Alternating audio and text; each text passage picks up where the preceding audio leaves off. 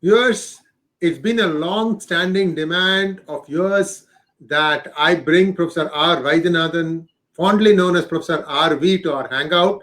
And your wish is my command. And here he is in person to talk to us about a couple of things. To start with, let's talk about the economy. Professor RV, as always, a warm welcome to you, sir.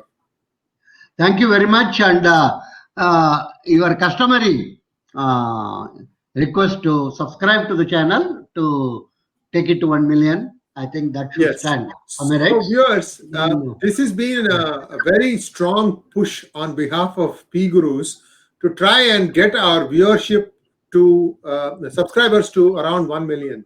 And at 1 million, we can actually have a realistic chance of self-sustaining ourselves, be able to bring in high value, high impact speakers. In fact, we have a whole slew of speakers scheduled over the last few weeks. You would have seen that almost every day we are having a live hangout at 9 p.m. In fact, today we have a live hangout at 9 p.m. So we are already trying to get us into this next level where we are going to bring in high heavy hitters to our channel. So what we need is, when we approach these gentlemen, and they know it, the first question or the second question they ask is how many subscribers you have. And we would like to say we have at least 100,000. We're inching towards that. We are still a little distance away. Your subscription, just to click on the bell icon, and as this video plays, on the bottom right corner you'll see the subscribe button. All you need to do is just click it once, and then what happens is you will be notified of the new videos as they come online, so you don't have to go looking for the videos from our channel. So please help us achieve this effort, and you have been donating to our cause. Thank you very much, and we continue to forge ahead. And today Professor RV and I are going to talk about the state of the economy. It's now August. How are there green shoots? Are there brown shoots? How is it raining? Everything comes into play when we talk about India's economy. Professor RV, take it away, sir. How do you see the economy? So thank you very much. This COVID, or otherwise known as Wuhan virus, I would like to call it Wuhan or Chinese virus. That's a correct name for it, actually. There is no doubt about that it has damaged the global economy, like anything. I would say it is worse than the Second World War, because Second World War was with a specific, task between like Germany, Italy, and Japan on one side, and the other side. But there was very clearly what you may loosely call the victors and vanquished. But in this case of this Chinese virus, there seems to be only vanquished. There are not going to be many victors. It has affected all over the world. There is no doubt about it. And they talk about the new normal. I am not, I think normal is gone. There is nothing going to be as it used to be in the past or anything like that. Let me very quickly mention, maybe on a very sweeping type of a thing you may say, but all type of businesses where human beings have to be next to each other and also assembled in large numbers, they have all gone. It's not going to happen again. Whether it is a football stadium, whether it is a music concert, whether it is a drama, whether it is a film, whether it is a airlines industry, whether it is tourism, all of them are significantly affected. And it is going to take a couple of years, if at all, for them to come back to life. My hunch is they may not come back to life at all. That's over. Then tourism is one of the major industries. In India, it is claimed that it employs something like 2.5 to 3 crore people. And both the domestic and international tourism are severely affected. And domestic tourism affected means states like Tamil Nadu, Kerala, and Maharashtra are the worst affected, because these have got the largest amount of tourist groups coming and other things. So these industries are hotel associated with that, and restaurants and other things. So they are I think they are seeing their really demise or decline, or one can always say, no, no, no, no, it will come back. It is not going to come back easily. And next is this automobile. Already automobile was facing severe crisis because of this, what one can call the uh, car hiring companies.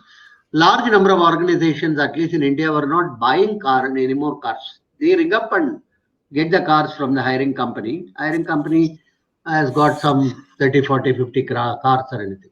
So individual entities were not buying. Then came this Ola and Uber. Then comes the news regarding the electric vehicles, and the possibility is very high in the next 2 3 years we will have good number of electric vehicles on the road. So that is another, and they are not only what you call environment friendly, they are also getting a significant amount of government subsidies in terms of tax reduction, in terms of all this.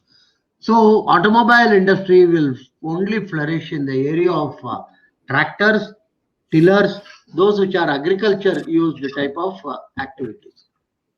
So we have a big crisis in hand in India also. Government is pumping more money through the banks, but from banks it is not reaching the ultimate borrower very easily, because bankers are, as usual, reluctant, and they want to look at the security, they want to look at the papers, and there is a, and we have not unfortunately integrated the small NBFCs money lenders into the system. So that is another issue. So the small NBFCs and money lenders, if they are integrated into the system, at least they can lend and bankers can refinance. For instance, in southern India, in the truck financing area, quite an amount of money is lent by truck financing agencies like your Shriram Transport and other, and refinanced by big banks, Canara Bank, Citibank, and various other banks. So if only we integrate the money lenders and small NBFCs, it will be a very useful thing in the system, for which we have to rate them, we have to credit rate them. We gave a very long paper on Mudra Bank in this for quite a long time before. Unfortunately, it has never been taken up. So that is another. The third dimension of the problem in India is the regulatory framework. See, PV Narasimha Rao was a very great reformer, if you call me, if one can call that, very great visionary also. In 91, 92, when there was a huge crisis, he utilized that as an opportunity and made a significant number of reforms at the central level, which benefits big corporations as well as lesser government. For instance, one example I will give: this controller of capital issue was considered as a sultan of finance sector. Anybody who goes to Delhi will go to the controller of capital issue and do uzur and give his pranams and give his fruits, and that was the power of the controller of capital issue, because he can decide the price at which your share can be sold in the market. You won't believe a government bureaucrat deciding at what price he will. Anyhow, Narasimha Rao overnight abolished it. Not only that, he abolished licensing system significantly. And those days, the English papers used to write the audacity of Narasimha Rao. Nothing happened. Only some intermediaries lost their jobs, the dalals. Nothing else happened. So what he did for the corporate at the central level, I think we need to do it at the state and corporation level. Very important. I hope either the current Prime Minister himself take the initiative in this, or a group of state chief ministers take the initiative in order to what one can call reduce the regulatory bias and regulatory framework at state level. Yeah. So what you are suggesting, sir, is some sort of fiscal discipline at the taluk level, at the panchayat level, district level, as well as at the state level. Am I right? No, that is one dimension, what you are telling. More important is the regulatory framework. For instance, we have Shops and Establishment Act, we have Food and Adulteration Act, we have land registration, we have hundreds of acts pertaining to these, particularly the small businesses, MSMEs at the state level. All these acts, unfortunately, benefit bribery and corruption at level. It doesn't really fulfill the functions. Day before yesterday, there was a report in Gujarat. One hospital was on fire, and one full floor was affected, and some 10, 12 people died. And immediately the news came that the hospital was not having proper firefighting thing, which was only renewed in 2011. After that, it was never renewed, and all that. We have a strong regulation on firefighting, and it is expected to be inspected annually and renewed and replaced the equipment and other thing. This is just an example I am giving. It doesn't take place. So all the state level and municipal level, large number of these regulatory framework should be, if you ask me, should be scrapped actually. But there would be huge amount of resistance from government employees because this is their main source of income. The salary wages they get from government is only additional or auxiliary, you may call it. So instead of simply abolishing it, you can at least say we will keep it in abeyance for the next 2 years or 3 years. I'm eagerly waiting the Chief Minister of Uttar Pradesh to do something like this. So it doesn't help the ultimate consumer nor the, we have a lot of labor laws, for instance, right? And much of it doesn't help the labor. So what Narasimha Rao did at the central level, we must initiate at the state level. As far as the green shoots, I am not very sure. Whatever report I am getting is there is a distress and despair across the board. I think we have to wait till perhaps the end of the year, December, in order to get some picture. Let's not jump to telling that things are not as usual and things are not going to be as usual. So where we can really score, which we will take it up perhaps in another major discussion, is wellness industry. I think that is going to flourish like anything. Wellness is not just injecting or only the medicine. All aspects of wellness. And the other one which is going to be a very major industry is net-based education.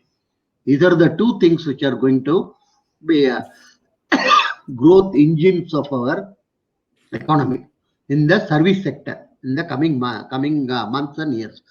So we have to look at the regulatory framework at the state level. We have also to look at the realities, and no point in just telling green shoots have come, this has come, nothing has come. Situation is really grim. Large number of people are pawning their gold, pledging their gold and getting cash against that in order to sustain themselves. Recently, government has hiked the loan which can be, RBI has hiked the loan which can be given against gold. From one angle, it is useful to large number of poorer and lower class segments. Actually, I think we should very seriously contemplate about what ought to be done, not just by government, but by several other associated stakeholders. Thank you. Now, thank you very much, sir. I just want to finish one thought. We are seeing some shortages in the United States now, and because of that, basic things are becoming very expensive. I'll give you an example. Part of my fence fell down, and I had to buy new wood planks to replenish that part that had gone bad. What used to be $5 a plank was selling at $10 a plank, because even that was being sent from China. So there is some problem. There are scarcity starting, and even some other household goods are not available. They are out of stock. So there is some churn that is also happening in the United States. So we'll have to wait and see how things play out. But thank you very much, sir. And we'll be back with a view on the economics in a few weeks from now. Thank you very much. Namaskaram.